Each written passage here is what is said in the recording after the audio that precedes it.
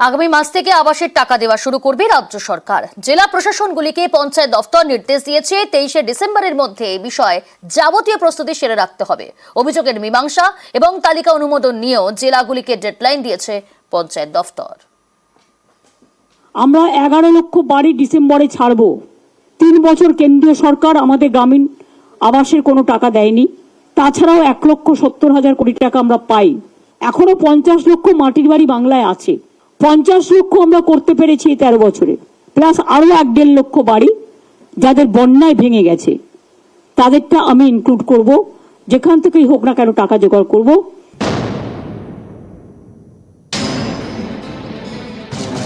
রাজ্য সরকারের টাকায় তৈরি হবে আবাসের বাড়ি। রাজ্য জুড়ে চলছে সমীক্ষা। এই সমীক্ষার কাজ শেষ করে চূড়ান্ত তালিকা তৈরি এবং উপভোক্তাদের জন্য টাকা বরাদ্দ করার সময়সীমা এবার বেঁধে দিল রাজ্য সরকার।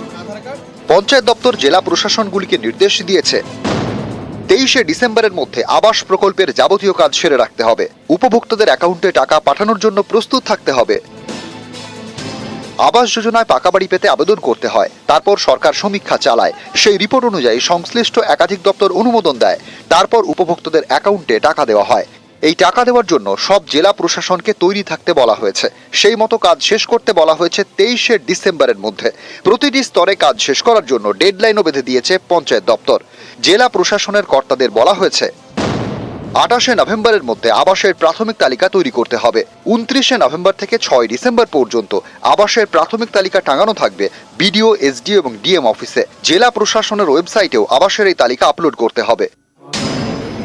আবাসের সমীক্ষার সময় রাজ্যের বিভিন্ন প্রান্তে নানা অভিযোগ উঠেছে। অনেকেরই দাবি, যাদের পাকা বাড়ি তাদের নাম তালিকায় আছে, কিন্তু যারা প্রকৃত দাবিদার তাদের নাম নেই।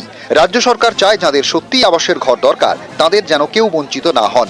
তাই পঞ্চায়েত দপ্তর জেলা প্রশাসনগুলিকে নির্দেশ দিয়েছে প্রাথমিক তালিকা প্রকাশের পর কোনো অভিযোগ এলে 6 ডিসেম্বরের মধ্যেই তার মীমাংসা করতে হবে।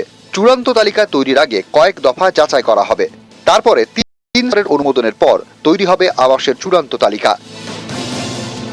প্রতি স্তরে অনুমোদনের দায়িত্বপ্রাপ্ত কমিটিকেও ডেডলাইন দিয়েছে পঞ্চায়েত দপ্তর। 11ই ডিসেম্বরের মধ্যে অনুমোদন দিতে হবে গ্রাম সভার আবাস কমিটিকে। ব্লক স্তরের কমিটির অনুমোদনের সময়সীমা 13ই ডিসেম্বর। তৃতীয় তথা চূড়ান্ত অনুমোদন দেবে জেলা স্তরের আবাস কমিটি। তাদের ডেডলাইন 16ই ডিসেম্বর। চূড়ান্ত অনুমোদনের পর 23শে ডিসেম্বরের মধ্যে জেলা প্রশাসনকে আবাসের টাকা দেওয়ার জন্য প্রস্তুত থাকতে বলেছে পঞ্চায়েত দপ্তর। সোমরাজ বন্দ্যোপাধ্যায়, নিউজ 18 বাংলা। মালদার মানিকচকে ভয়াবহ অগ্নিকাণ্ড, এবং শুধু তাই নয়, ভাঙনের দিকে যদি আমরা নজর রাখি, মালদার মানিকচক, সেখানেও ভাঙন। মানিকচক সোমবার গভীর রাতে সেখানে তলিয়ে যায় 12টি দোকান। ভাঙনের ভয়ে কাটা নদী পাড়ের বাসিন্দাদের।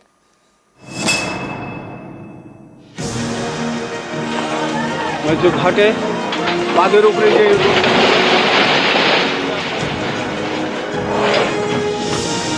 যে পড়ে গেল। সোমবার গভীর রাত, চারিদিক শুনশান। এমন সময় ভয়ঙ্কর ভাঙন।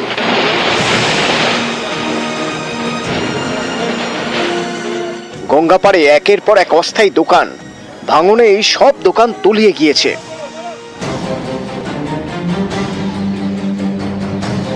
রাত পেরিয়ে ভোর, মালদার মানিকচক ঘাট এলাকায় গঙ্গার পাড়ে তখন ধ্বংসের ছবি। কোথাও গঙ্গায় ঝুলছে দোকান, কোথাও নদীর পাড় ধরে চওড়া ফাটল। গঙ্গায় ভাসছে দোকানের ছাউনি। ভাঙনের ভয়ে গঙ্গাপাড়ের বাসিন্দারা আতঙ্কে। দোকানের কিছু কিছু মাল বের করতে পেরেছি। স্রোত ছিল, হঠাৎ ধসে পড়ে দোকান প্রায় মোটে 10-12টার মতন জলের মধ্যে চলে গেছে। কোনো কাজই হচ্ছে না। দোকানদারগুলো সব পথে বসে গেছে। এখন গঙ্গায় তেমন স্রোত নেই, কিন্তু সোমবার গভীর রাতে এই গঙ্গা পাড়েই আচমকা ভাঙন। প্রায় 1 কিলোমিটার এলাকা জুড়ে গঙ্গার পাড়ে ধস। তলিয়ে গিয়েছে ডজন খানেক দোকান। আমাদের যতগুলো দোকান পাশার ছিল সব নদীর তলে পড়ে গেছে। অনেক ক্ষয়ক্ষতি হয়েছে। এখানে একটা কাজ হয়নি। মাঝে মধ্যে কাজ হলে এটা হতো। মঙ্গলবার সকালে মানিকচক ঘাটে পৌঁছন সেচ দপ্তরের আধিকারিক। কতটা এলাকা জুড়ে ভাঙন হয়েছে তা খতিয়ে দেখেন। বিপদ এড়াতে নদী সংলগ্ন এলাকায় বিদ্যুৎ সংযোগ বিচ্ছিন্ন করে দেওয়া হয়। রাত্রে আমাদের ইনস্ট্রাকশন দেওয়া হয়েছে ইঞ্জিনিয়ারিং সেকশনকে যে কিভাবে কি করা যায়, আপাতত কিভাবে ঠেকানো যায় সেটা আমরা দেখছি। বুঝতে পারছি না হঠাৎ করে কেন এটা হলো, এটা তো হওয়ার এখন কোনো কথা নেই। তো ভার্টিক্যাল ভাঙনটা হচ্ছে, খুব মুশকিল হয়ে যাচ্ছে, মানে ঘুরে ঘুরে ঘুরে ভিতরের মাটিটা বের করে নিচ্ছে, হালকা হয়ে যাচ্ছে। কষ্টটা এটাই হবে যে ভেতর থেকেই মাটি সব টেনে নিয়ে হুট করে পড়লো। মালদা থেকে ক্যামেরায় লিপেশ লালার সঙ্গে সেবক দেব শর্মা, নিউজ 18 বাংলা।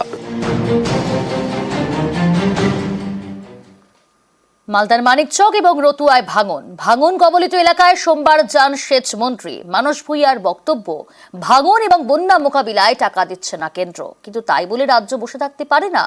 তাহলে কি ঘাটাল মাস্টার প্ল্যানের মতো মালদায় ভাঙন রুখতেই রাজ্য সরকারকেই টাকা ঢালতে হবে? আজকে দীর্ঘ 10 বছর ধরে ওরা দেখছে না, 1 পয়সা খরচও করেনি গঙ্গার ভাঙনের জন্য। ভাঙন যেটা হচ্ছে, ইরোশন, বাড়ি তলিয়ে গেছে গঙ্গার ভাঙনে, সেই বাড়িগুলোকে তৈরি করে দেওয়া হবে। এলাকার উন্নয়নের জন্য একটা 700 কোটি টাকার প্যাকেজ তখন তৈরি হয়েছিল, কিন্তু আজ পর্যন্ত সে টাকা দেয়নি। বাঁধের উপরে যে